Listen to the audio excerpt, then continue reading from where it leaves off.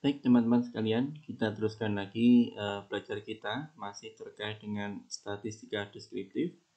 Nah, untuk kali ini pada video ini akan kita sampaikan terkait dengan ukuran penyebaran dari data. Nah, apa itu penyebaran data? Jadi ukuran penyebaran data itu adalah suatu ukuran yang menyatakan seberapa besar nilai-nilai data itu berbeda atau bervariasi dengan nilai ukuran pusatnya, atau seberapa besar penyimpangan nilai-nilai data dengan nilai pusatnya. Jadi sebelumnya kita sudah mempelajari terkait dengan pemusatan data, ada nilai rata-rata ya. Dan nanti berapa menyebarnya, apakah dia menyebarnya terlalu besar atau terlalu tidak menyebar gitu. Nah, di sini teman-teman terkait dengan ukuran penyebaran itu meliputi kita bisa melihat dari ringnya, rentang atau jangkauan, ada rentang kuartil, ada deviasi mutlak rata-rata, ada variansi atau ragam, ada standar deviasi data atau standar deviasi itu bisa juga kita sebut dengan simpangan baku ya, akar dari variasi, baik itu data berkelompok maupun data yang belum dikelompokkan ya. Kemudian termasuk juga yaitu koefisien variansi. Kita akan bahas satu persatu. Nah, untuk yang pertama adalah rentang atau jangkauan. Nah, di sini adalah selisih antara data yang paling besar X max kurangi dengan data terkecil X min gitu. Nah, selain itu juga kita bisa menentukan rentang ya, yaitu dari interkuartil atau kita kenal dengan interkuartil range IQR. Itu adalah selisih antara kuartil ketiga dan kuartil pertama, karena rentang itu kan ya maksimal kurangi minimal. Kalau kuartil itu kan kuartil maksimal kuartil 3 min kuartil 1. Nanti ini. Kemudian deviasi mutlak rata-rata. Deviasi mutlak rata-rata atau mean absolute deviation ya, singkatannya MAD ya. Itu adalah rata-rata nilai mutlak ya, penyimpangan atau deviasi data terhadap ratanya. Gitu. Nah, di sini rumusnya, jadi deviasi mutlak rata-rata itu adalah sigma ya, sigma dari mutlak XI min mu ya, ini untuk populasi I1 sampai dengan N besar dibagi dengan banyaknya data yaitu M. Jadi persis dengan ini ya. Jadi deviasi mutlak rata-rata adalah rata-rata nilai mutlak penyimpangan. Jadi rata-rata itu datanya kurangi dengan rata-ratanya. Jadi data masing-masing data kurangi rata-ratanya dibagi dengan jumlah datanya. Nah, untuk yang sampel persis rumusnya, cuma yang mu ini kita ganti dengan X bar. XI-nya ganti XI kecil ya, persis itu. Ini adalah deviasi mutlak rata-rata untuk menyatakan ukuran penyebaran dari data baik itu populasi maupun yang sampel. Masih ingat ya, populasi itu artinya parameter, berarti parameter deviasi mutlak rata-rata berarti datanya populasi. Kalau statistik sampel atau mungkin statistik deviasi mutlak rata-rata berarti datanya adalah data sampel itu. Baik, berikutnya ini sering dicari-cari atau dipelajari untuk menyatakan variansi atau penyebaran dari suatu data. Ini sering digunakan. Yang pertama adalah variansi dan standar deviasi. Kalau variansi adalah rata-rata kuadrat deviasi data observasi terhadap rata-ratanya. Variansi data populasi dilambangkan dengan sigma kuadrat ya. Kalau yang sampel itu S kuadrat. Jadi nanti parameter variansi, statistik variansi, nah itu terapannya adalah pada populasi atau pada sampel. Nah, kemudian standar deviasi atau simpangan baku itu disingkat dengan SD ya. Itu adalah akar variansi. Standar deviasi dari data itu juga sama, apakah pada populasi atau pada sampel. Kalau pada populasi sigma saja karena akar ya, ini kan variasi sigma kuadrat, maka SD-nya sigma. Ini S kuadrat menjadi S gitu. Nah, rumusnya teman-teman sekalian. Jadi untuk yang sigma kuadrat atau variansi dari data populasi adalah ini ya, XI min mu kuadrat ya, di sigma ya, sigma atau jumlahan dari XI min mu dikuadratkan ya bagi dengan N. Nah, di sini. Nah, kemudian standar deviasinya akar dari sini. Akar ini maka ini ya, tinggal kita akarkan. Dalam prakteknya, kita bisa memilih ya, apa mau menggunakan rumus yang ini atau rumus yang lebih operasional. Nah, di sini kan kalau pakai ini kita harus mencari nilai rata-ratanya ya. Kalau yang seperti ini tidak harus, tinggal aja sigma xi kuadrat ya min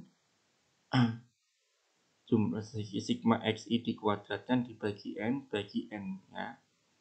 Nah, kemudian standar deviasinya ya tinggal ini kita akar gitu. Jadi lebih operasional, kita cukup dari data yang sudah ada, itu tinggal kita masukkan nilainya xi, n-nya berapa dan seterusnya. Berbeda dengan yang ini rumusnya esensinya sama, cuma ini belum operasional. Teman-teman harus mencari nilai rata-ratanya. Kemudian untuk yang sampel ya, sampel itu untuk variansinya S kuadrat itu sigma xi min x rata-rata dikuadratkan dibagi n min 1. Jadi hampir sama, cuma yang di sini yang berbeda. Kalau yang parameter ya atau untuk populasi itu n besar, nggak ada min satunya. Kalau yang statistik sampel itu n min 1. Nah, ini rumusnya. Ketika ini adalah rumus yang belum operasional, kalau ini rumusnya langsung bisa dipakai dari data ya. Jadi variansi ya atau S kuadrat sama dengan sigma xi kuadrat min sigma xi dikuadratkan ya bagi n dibagi lagi n min 1. Kemudian standar deviasinya akar dari variansi gitu. Nah, bagaimana untuk tadi adalah data yang belum berkelompok. Jadi datanya data tunggal ya. Nah, bagaimana ketika datanya adalah bentuknya berkelompok ya. Nah, ketika data berkelompok, rumusnya seperti ini ya. Jadi variansi atau sigma kuadrat itu nilainya sigma fj kali xj min mu ini kuadratkan ya dibagi dengan sigma fj. J-nya dari batas data 1 sampai dengan data ke K itu. Nah, di sini untuk sigma F itu biasanya jumlah data ya atau banyaknya data terkumpul N besar karena populasi ya. Kemudian untuk yang standar deviasinya sigmanya akar dari variansi itu. Dalam prakteknya teman-teman ya, ini kan belum aplikasi ya.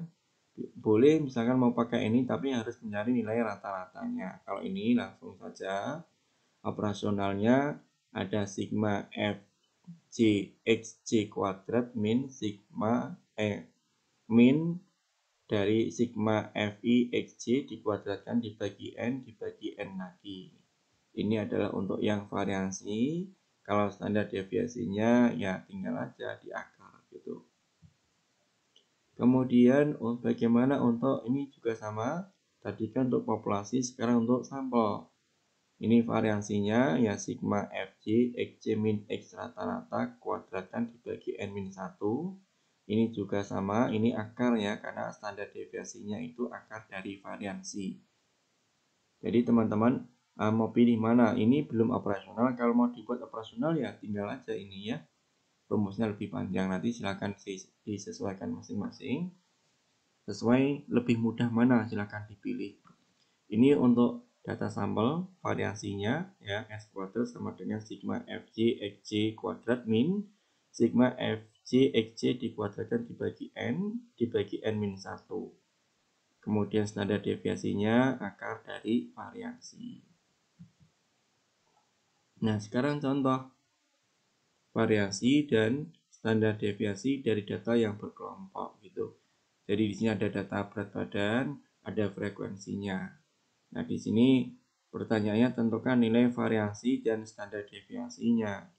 Nah, di sini teman-teman sekalian, berat badan ya titik tengah, frekuensi. Nah, di sini XI ya, mungkin di sini XJ bisa boleh juga XJ FJ. Maka di sini X rata-ratanya adalah sigma FJ XJ dibagi sigma FJ 3000. Ini berapa nih? 3307 ya. Ini ribuannya dalam bentuk koma ya. Terkadang titik juga boleh ya. Dibagi dengan 64 ketemunya 51,67.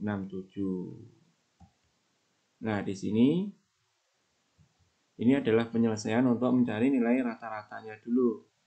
Nah, setelah itu kita cari deviasinya, titik tengahnya tadi kan sudah kita tentukan ya. Ini jumlahkan bagi 2, 40, 49 dan seterusnya.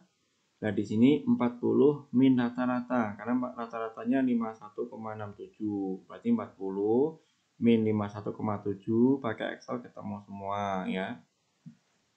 Kemudian frekuensinya, kemudian ini FJ kali dengan XI min X rata-rata dikuadratkan. Jadi nanti pakai Excel sama dengan ini bintang ya kali ini dikuadratkan, nanti tarik ke bawah ketemu. Kemudian ini sama dengan sum blok ya, drag ini sama sini di enter ketemu, ini tarik ke sini temu semua. Nah, setelah itu kita masukkan rumusnya ya. Jadi S kuadrat atau variansinya sigma Fj kali Xj min X rata-rata kuadrat dibagi N-1. Nah, di sini nilai dari sigma Fj Xj min X rata-rata kuadrat itu adalah ini ya, 8210,11 itu dibagi N-1, N-nya 64 ya. Masukkan ini ketemunya 130,32. Insyaallah mudah ya teman-teman. Nah, kita bandingkan tadi kan rumusnya belum operasional ya. Kita harus mencari nilai rata-ratanya. Misalkan kita ingin menggunakan rumus langsung ya, boleh juga lah. Maka di sini yang data tadi titik tengahnya, frekuensinya Fj Xj ya. Kemudian ini Fj Xj kuadrat ini. Yang dibutuhkan tinggal aja nanti istilahnya pakai Excel ya, sama dengan ini kali ini. Ini adalah Fj 20 kali ini dikuadratkan, nanti tarik ke bawah, ini dijumlahkan ya, disam ya. Nah, nanti gunakan rumus tadi, masukkan aja S kuadrat ya, sama dengan sigma Fj Xj kuadrat min sigma Fj Xj dikuadratkan bagi N, dibagi lagi N-1, data dimasukkan, ketemunya nilainya adalah 130,32. Kemudian standar deviasinya akar dari variansinya ya, ketemunya adalah 11,42 gitu. Jadi baik kita menggunakan rumus yang operasional tanpa menghitung rata-ratanya juga sama dengan rumus yang awal ya. Ini kan variasinya 130,32. Kalau kita pakai rumus sebelumnya, rumus yang tidak aplikasi juga sama 130,32. Setelah ketemu variasinya, kita akarkan, nanti ketemu nilai dari standar deviasi atau simpangan baku gitu. Nah, kemudian setelah ini ya, setelah ini kita akan mempelajari terkait dengan koefisien variansi gitu.